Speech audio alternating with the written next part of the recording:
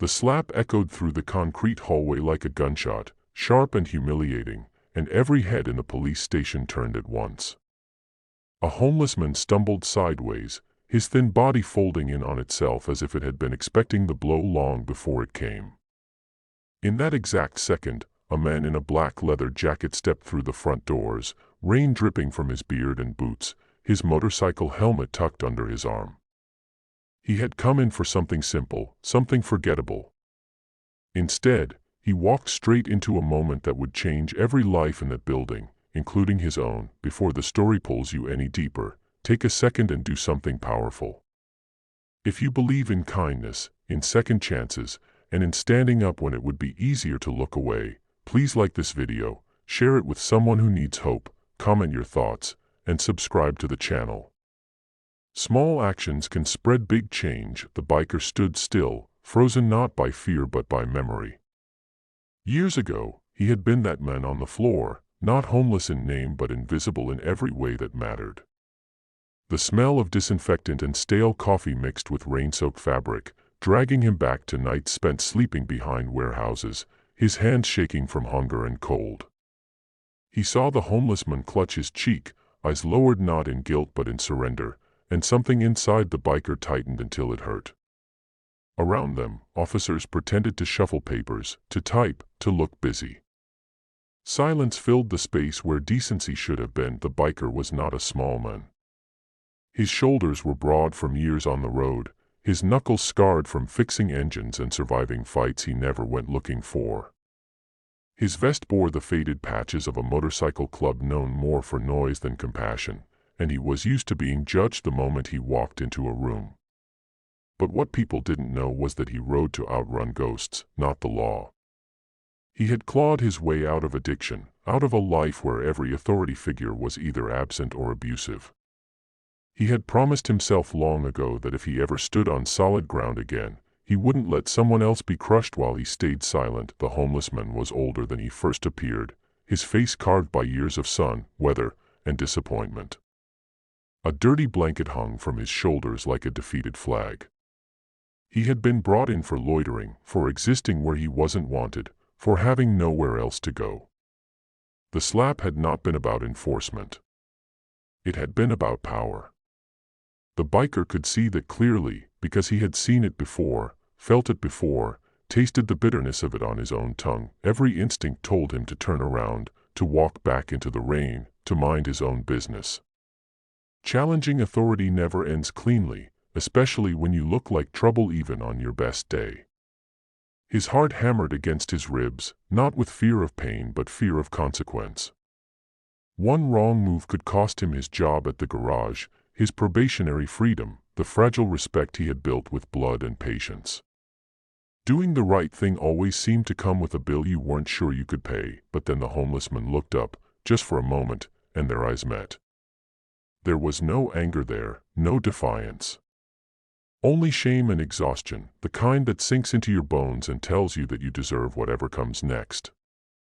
That look shattered the biker's hesitation. He took a step forward, boots heavy against the tile, the sound louder than it should have been. Conversations stopped. Even the buzzing fluorescent light seemed to pause. He didn't raise his voice. He didn't raise his hands. He stood there, solid and unyielding, his presence a wall where there had been none. He spoke calmly, forcing the moment into the open, forcing everyone to acknowledge what had just happened. He reminded the room, without insults or threats, that a badge was not a license to humiliate, that authority without humanity was just cruelty in uniform. His words were measured, but they landed hard. Because they were true, the tension became suffocating. A supervisor emerged from an office, drawn by the unnatural stillness. Eyes moved between the biker, the officer who had struck the man, and the homeless figure still crouched on the floor. The biker felt the weight of every stare, felt the risk settling on his shoulders like wet concrete. For a heartbeat, it seemed like the system would close ranks, like he would be escorted out in cuffs, his stand reduced to a cautionary tale. Instead, something unexpected happened. The supervisor asked questions. Real ones. The homeless man was helped to his feet, not roughly this time, and guided to a chair. A report was started. The officer was pulled aside, his posture suddenly smaller, the confidence leaking out of him as eyes of accountability replaced eyes of indifference. It wasn't justice, not fully, not yet, but it was a crack in the wall. And sometimes, that's how change begins. The biker stayed until the end, until the homeless man was offered a meal voucher, medical attention, and a call to a shelter outreach worker. He watched disbelief soften into cautious relief on the man's face. When it was over, when the adrenaline faded, the biker stepped back into the rain, hands trembling, unsure if he had just saved someone or ruined himself. The road home felt longer than usual, every mile filled with doubt. News travels fast in small cities. By morning, the story had spread, not with exaggeration but with clarity. A civilian had stood up.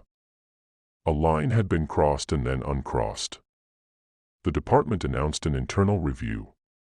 Body camera footage surfaced. Community leaders spoke. What shocked the whole station wasn't just the biker's reaction, but the ripple it created. Officers began to watch themselves more closely. People on the margins were treated, if not kindly, then at least carefully. Weeks later, the biker saw the homeless man again, this time outside a soup kitchen, cleaner, steadier, standing a little straighter. They nodded at each other, a quiet acknowledgement of shared humanity. No words were needed. The biker rode away feeling lighter than he had in years, understanding that strength wasn't in fists or engines or leather patches. It was in choosing to care when caring cost you something. If this story is reaching you right now, if you feel that tightness in your chest or that warmth behind your eyes, please take a moment to like this video, share it, and engage with the channel. Your support helps stories like this travel farther than silence ever could. Before the ending, here's a special request. Please comment below and tell us whether you would have spoken up in that moment, or if you've ever seen someone do the right thing when it mattered most. The world doesn't change all at once. It changes when ordinary people refuse to accept quiet cruelty as normal. It changes when a biker walks into a police station on a rainy day and decides that being human matters more than being safe. And it changes every time someone watching this chooses compassion over comfort, proving that hope is still very much alive.